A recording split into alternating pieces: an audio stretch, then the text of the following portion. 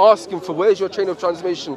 For how do you know that this is from God? How do you know this is from David? Or how do you know that's from Moses? And he tells me, we have a chain of transmission in the Talmud. This is just passed down from our rabbis. That's what I'm picking up. That's what I want to show. Hang on, the rabbis entered something. You mentioned Rabbi Meir earlier. There's a narration that mentions anything that has no source attributed to Rabbi Meir. Anything that has no source, if you want it to stick, attribute it to Rabbi Meir.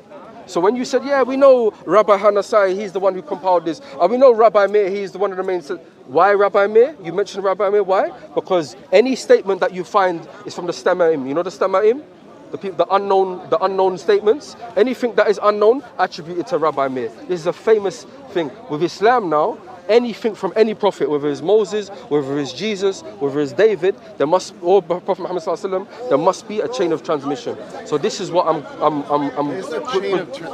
doesn't have a chain of transmission. We absolutely have a chain of transmission. That's why you had to learn from us.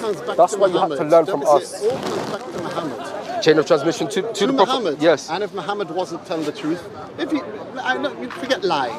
Let's say he was mistaken, then it all comes back to one mistaken person. And that's the problem with a chain of transmission to one person. Our chain of transmission goes back to my father's father's father's father, my friend's father's father's father's father, you know why and all of our people's father's father's father's. You know why it's so wrong what you're saying? Because your chain of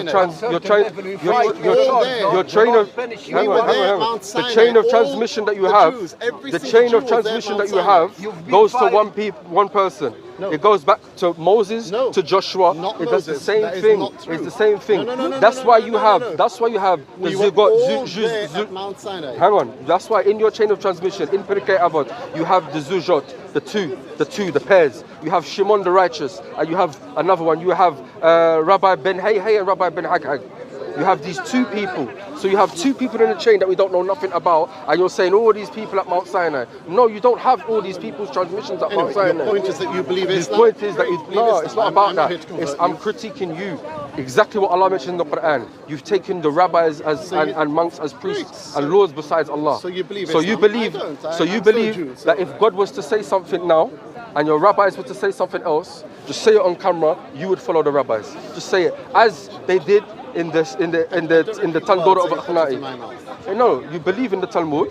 I can say my own statements. That's fine. The Tandoor of Akhnai, where the rabbi said one thing and the other rabbi was alone, but the voice of God said we're going to support him, and they said it is with us, not with them. We don't care about the bat call. And what did Elijah allegedly? The prophet Elijah met a rabbi later on, and what did he say? He was asked of Elijah, what did the Holy One, what did God say when that debate happened? And what did God say? Let you tell the people. God is smiling and says, my sons have won me in debate. Allahu Akbar. Allahu Akbar. Something to that. Allahu Akbar. I don't know if I have the That's exact fine. translation. So your children, my children have defeated me. Yes. So your God, our God, the one who created all of us, yes, and knows everything, knows the past, knows the future, knows what would have been and what has been, he was defeated in a debate by the rabbis. Yes. Absolutely, yeah? So this is where we end it. Lakum dinakum waliya din. You have no chain of transmission from Moses. You follow your rabbis. And just remember, the promise of Allah, it's not your strength as Jews. It's not your strength. It was our weakness. The moment the Muslims come back to Tawheed en masse, you will see that we will be able to stand, and you won't be able to take our lands from us, and you won't be able to kill us. And just to mention now, before anyone claims I'm anti-Semitic, our mother, al-Mu'mineen Safiya, was the wife of the Prophet Muhammad sallallahu alaihi wasallam. She was of Jewish origin.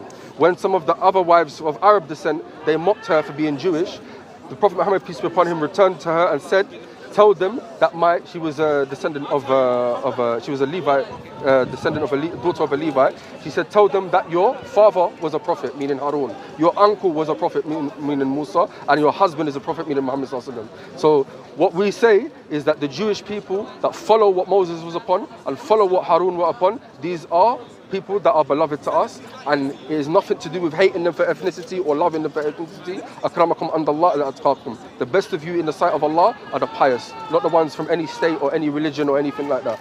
So lakum dinakum waliya din. But just know that the promise of Allah will come to pass, and it is our weakness, not due to your strength. Allahu Akbar. God is Jewish, and he's defeated by the Jews. And he's defeated by the Jews.